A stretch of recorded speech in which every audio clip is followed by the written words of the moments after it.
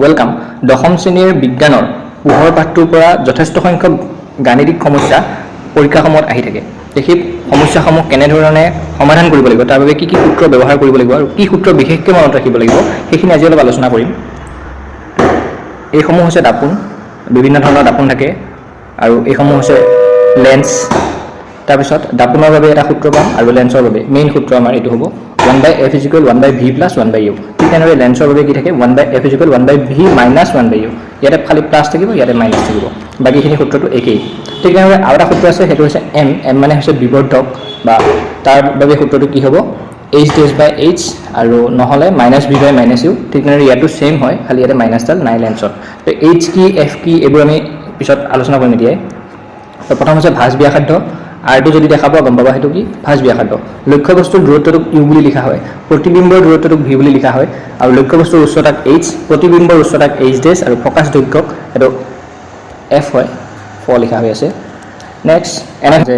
বাহন এখনৰ পিছলৈ চোৱা উত্তল দাপোন এখনৰ ভাঁজ ব্যাসাৰ্ধ দিয়া হৈ আছে দাপোনৰ পৰা ইমান দূৰত্বত বাছ এখনৰ প্ৰতিবিম্ব স্থান আৰু প্ৰকৃতি আকাৰ এইসমূহ উলিয়াব আহে তো প্ৰকৃতি আৰু আকাৰ উলিয়াবৰ বাবে আমি এই m যেটো ফৰ্মুলা আছে সেইটো জানিব লাগিব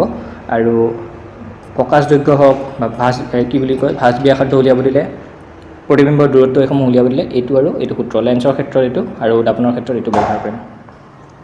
তো প্ৰথম আমি কি চাওঁ এখন ধৰি লওক লেন্স মানে কি হয় দাপোন হয় এই দাপোনখন কি দাপোন হ'ব উত্তল দাপোন এইটো সাইডে ৰং কৰা আছে গতিকে উত্তল দাপোন আমাৰ প্ৰতিবিম্ব সদায় এইফালে থকা বুলি ধৰা হয় এনেকুৱা ষ্টাইলত ধৰা হয় তো সংখ্যা ৰেখাডাল যদি তোমালোকে চোৱা ইয়াত 0 থাকে এফালে 1 এফালে 2 এফালে প্লাস থাকে মানে আৰু এফালে -1 -2 এনে ধৰণৰ থাকে গতিকে এইটো ইয়াৰ পৰা যেহেতু আমি উল্টা সাইডত আহিম লক্ষ্যবস্তুৰ কাৰণে এইটো লক্ষ্যবস্তু ইয়াত থাকিব সেইকাৰণে লক্ষ্যবস্তু সদায় এই লক্ষ্যবস্তুটোৰ আগত সদায় আমি মাইনাস চিহ্নডাল দিম নেগেটিভ লক্ষ্যবস্তুটো সদায় নেগেটিভ হ'ব তাৰপিছত যেটো তো ফোকাস দৈৰ্ঘ্য উত্তল লেন্সৰ বাবে আমাৰ কি হ'ব পজিটিভ হ'ব উত্তল দাপোন বুলি ক'লে বা লেন্স বুলি ক'লে তোমালোকৰ ফোকাসটো আমি পজিটিভত লিখিম অবতল দাপোন বা অবতল লেন্স বুলি ক'লে আমি এটো নেগেটিভত লিখিম আৰু m যেটো অলপ আগতে দিছিলো বিবৰ্ধক বুলি কয় m টো যেতিয়া তোমালোকে পজিটিভ পাবা তেতিয়া সেই মানে তাৰ প্ৰকাৰটো প্ৰকৃতিটো কেনেকুৱা হ'ব প্ৰতিবিম্বৰ প্ৰকৃতিটো অসৎ আৰু থিয় হ'ব আৰু m টো যদি তোমালোকে নেগেটিভ পোৱা তেতিয়া হলে কি হ'ব সৎ আৰু উল্টা হ'ব সৎ প্ৰতিবিম্ব হ'ব আৰু লগতে কি হ'ব উল্টা হ'ব তেতিয়া বিবৰ্ধিত আৰু সংকুচিত কি সেইটো বিষয়ে অলপ জানিবা যদি তোমালোকৰ যেটো প্ৰতিবিম্ব আছিল তাৰ আকাৰ কি বুলি কৈছিলো h' আৰু যেটো আমাৰ লক্ষ্যবস্তু আছিল তাৰ উচ্চতা আছিল h এটা ধৰি লোৱা তোমাৰ কি ডাঙৰ হৈছে প্ৰতিবিম্বৰ আকাৰটো ডাঙৰ হৈছে ধৰি লোৱা এটো 3 পালা এটো 1 পালা তেতিয়া হলে তোমাৰ বিবৰ্ধিত হোৱা বুলি ক'ব আৰু যদি কিবা কাৰণত তুমি কি পাইছা h' টো সৰু হৈছে কাটকৈ h'তকৈ ধৰি লোৱা এটো 1 হৈছে এটো 3 তাৰ মানে ডাঙৰ হৈছে কোন h2 তাৰ মানে তোমাৰ লক্ষ্যবস্তুটো ডাঙৰ হৈছে আৰু প্ৰতিবিম্বটো সৰু হৈছে গতিকে কি হ'ব তোমাৰ সংকুচিত হ'ব তো প্ৰথম প্ৰশ্ন যেটো আছিল কি আছিল বাহন এখনৰ পিছলৈ চোৱা উত্তল দাপোন এখনৰ ভাঁজ ব্যাসাৰ্ধ দিয়া হৈছে ভাঁজ ব্যাসাৰ্ধ মানে কি বুলি কয় r কিমান দিয়া আছে 3 তেতিয়া হলে f কিমান হ'ব তাৰ আধা হ'ব মানে 3/2 এনসাৰটো কিমান হ'ব 1.5 হ'ব তাৰ পিছত আৰু কি দিয়া হৈছে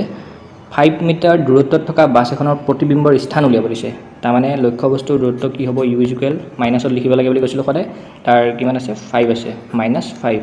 তোমাক উলিয়াব দিছে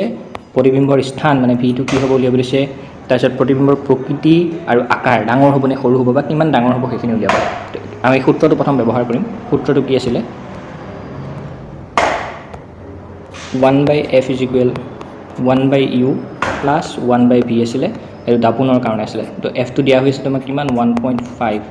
= 1/u মান কিমান দিয়া হৈছিল -5 দিয়া হৈছিল নহয়নে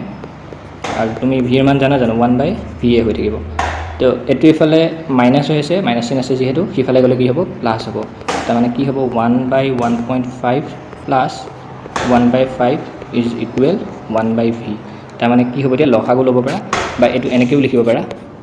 ওপৰে তলে 10 পূৰণ কৰি দিলে তলত 15 হ'ব ওপৰত 10 হ'ব আৰু হিটো 1/5 = 1/v লসাগু কিমান হ'ব 15 আৰু 5 ৰ লসাগু 15 হ'ব তোমাৰ তলত 15 আছিল ইয়াত 15 লিখিছো একো পূৰণ কৰিবলগীয়া হোৱা নাই 10 থাকিব ইয়াত 5 আছিল 3 লিখিছো 15 লিখিছো মানে 3 পূৰণ কৰিছো ওপৰটো 3 পূৰণ কৰা তাৰ মানে কিমান হ'ব 1/v ইমপ্লাই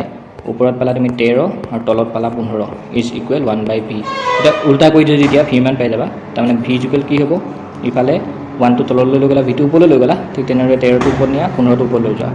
তাৰ মানে 13 ওপৰত আছিল নেকি ওপৰত আছিল এবাৰ তলত যাব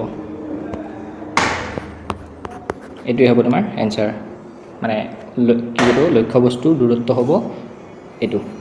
এককটো কি হ'ব তোমাৰ একক কিহত দিয়া আছিলে প্ৰশ্নটোত মিটাৰ দিয়া আছিলে গতিকে এইটো তোমাৰ এককটো মিটাৰে হ'ব বা এইটো তুমি দশমিকলৈ লৈ যাব পাৰা 1.15 মিটাৰ হ'ব হ'ল এইটো তুমি কি পাই গ'লা ভি মান পাই গ'লা এতিয়া কি উলিয়াব দিছিলে আৰু প্ৰকৃতি আকাৰ এইবিলাক উলিয়াব দিছিল তাৰ বাবে আমাৰ সূত্ৰটো কি আছিলে যেটো তোমাৰ এমৰ সূত্ৰ আছিলে সেই এমৰ সূত্ৰটো ব্যৱহাৰ কৰিব লাগিব এম ইকুৱেল কি লিখে মাইনাছ ভি লিখে নে তাপনৰ ক্ষেত্ৰত মাইনাছ ভি বাই ইউ লিখে তো মাইনাছ ভি মানে তুমি কিমান পালা ভিৰ মান 1.15 আৰু তলত ইউৰ মান কিমান পাইছিলা মাইনাছ 5 পাইছিলা মাইনাছ মাইনাছ কাটাই গ'ল হৰণ কৰি দিয়া কেৱল 1 মানে 0.23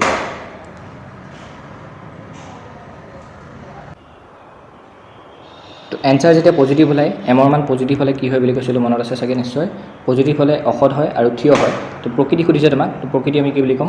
লক্ষ্য বস্তু প্ৰতিবিম্বৰ প্ৰকৃতি অসৎ আৰু থিয় হ'ব আৰু আকাৰ কি হ'ব লক্ষ্য বস্তুতকৈ 0.23 গুণ ডাঙৰ বুলি ক'ব লাগিব